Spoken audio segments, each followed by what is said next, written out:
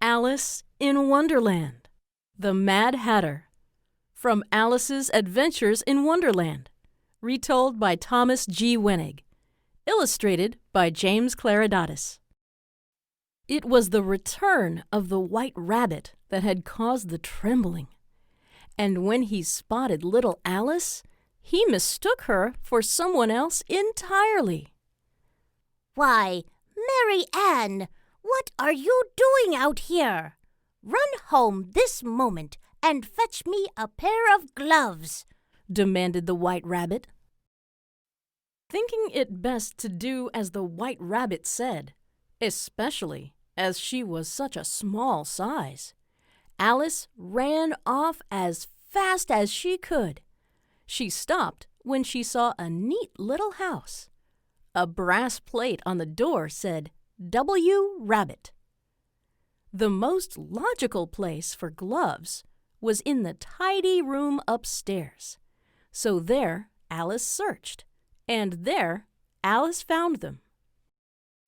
Upon a side table, Alice spotted a bottle quite like one she had seen before.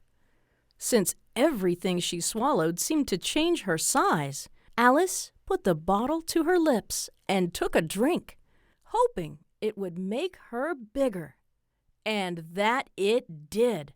Her head was suddenly pressing against the ceiling, her leg shoved up the chimney, and an arm out the window.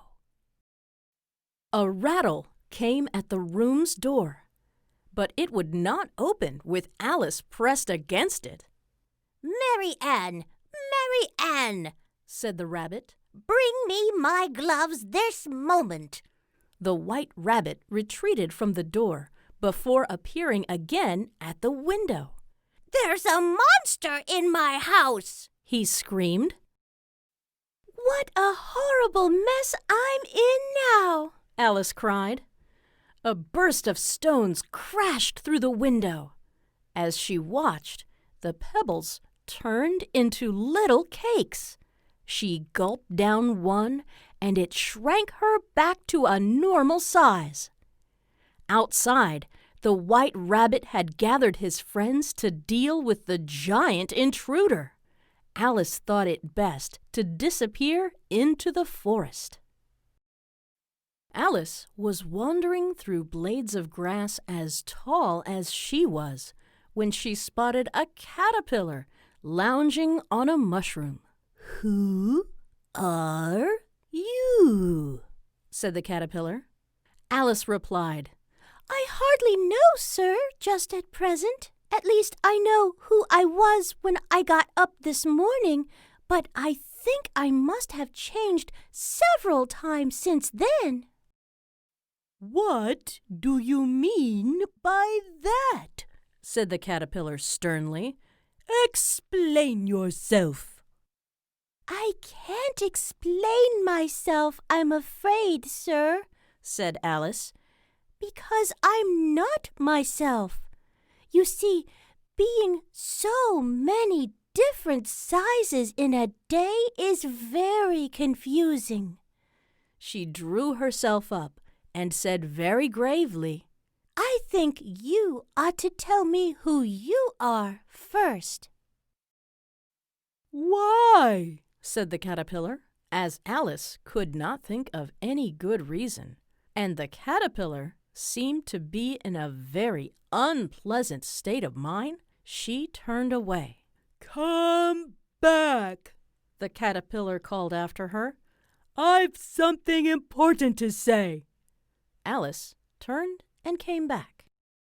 "Keep your temper," said the caterpillar. "But I so dislike this size," Alice said. 3 inches is such a wretched height to be." "It is a very good height indeed," said the caterpillar angrily, for it turned out he was exactly 3 inches tall. The caterpillar crawled from the mushroom and started into the forest. "If it helps, one side will make you grow taller, and the other side will make you grow shorter," he said. One side of what? The other side of what? asked Alice. "Of the mushroom," said the caterpillar. But how do I know which side is which? Alice asked. But the caterpillar was gone. Alice had learned a thing or two about changing sizes, so she wisely took a chunk out of each side of the mushroom before testing either one. A nibble at the first piece began shrinking her to an even smaller size, so Alice took a big bite of the other piece. But the big bite was bigger than it needed to be. Alice now towered above the trees that had loomed above her seconds before.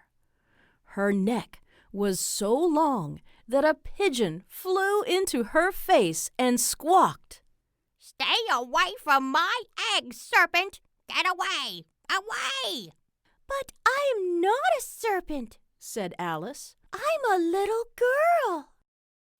Alice nibbled at one piece of mushroom, then the other, until she had brought herself to her usual height. A Cheshire cat, looking down on her with a smile, lounged in a nearby tree. Can you tell me where to go? Alice asked the cat. "That way is the Hatter, said the cat. and that way is the March Hare. But be careful, they are both mad." And with that, the Cheshire cat began to vanish, its tail first, and finally its grin, which hung in the air for some time after the rest of the creature was gone. Alice went in the direction of the March Hare. A tea party was in progress outside its house. "No room," the March Hare said as Alice took a seat at a long table covered with cups. There's plenty of room, Alice said. The Hatter ignored the quarrel and asked, "Why is a raven like a writing desk?" It had been a very long day, and a riddle seemed like just the thing for some fun. I believe I can guess that, Alice said. "So you think you can answer it then?" the hare asked. Alice nodded. "Then you should say what you mean," said the hare. I do say what I mean, said Alice. At least, I mean what I say, and that's the same thing. "Not at all," said the March Hare. "You might as well say that I breathe when I sleep is the same thing as I sleep when I breathe." It was a good point, Alice thought. "Take some more tea," the March Hare said to Alice very earnestly.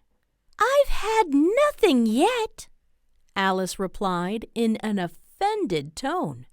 so I can't take more. "You mean you can't take less," said the Hatter. "It's very easy to take more than nothing." The Hatter stood up. "Switch!" he demanded, moving to a new chair. The March Hare took the Hatter's old spot. Alice moved to where the March Hare had sat. After everyone settled, Alice asked, What's the answer to your riddle? "Oh," said the Hatter. "I have no idea." Alice decided that the Cheshire Cat had been quite right. The Hatter and the March Hare were both mad. She left the tea party thinking, I'll never go there again. Soon she came upon a tree with a door in it and decided it was too curious to resist. Inside, she found herself back in the Hall of Doors. I've gotten good enough at changing sizes that I might have the hang of it, Alice said. She took the key off the table and unlocked the door to the garden. Only then did she nibble on the mushroom in her pocket. She shrank to a size small enough to walk through the door and into the garden where fountains and flowers awaited her.